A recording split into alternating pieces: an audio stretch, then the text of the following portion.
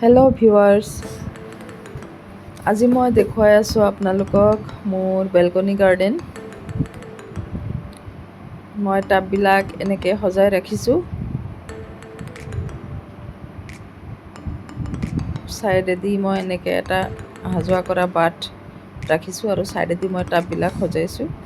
আৰু বাৰান্দাত মই এনেকৈ টাববিলাক সজাই ৰাখিছোঁ। মানি প্লেণ্ট, স্নেক প্লেণ্টছ, লাকি বেম্ব আদি বিভিন্ন গছ, কেকটাছো আছে। এনেকৈ মই সজাই থৈছোঁ। আৰু এইটো নতুন কলি ওলাইছে। লাকি বেম্ব আৰু এইটো চাকালেণ্ট প্লেণ্ট বুলি কয়, নতুনকৈ ৰুইছোঁ। মই গছ গছনিৰ মাজত থাকি বহুত ভাল পাওঁ। গছবিলাকত নতুন পাত বা পোখা ওলালে মোৰ বহুত আনন্দ লাগে। এনেকৈ মই ৰাখিছোঁ মোৰ গছবিলাক। ভাল লাগিলে মোৰ ভিডিঅ'টো লাইক, শ্বেয়াৰ এণ্ড ছাবস্ক্ৰাইব কৰিব।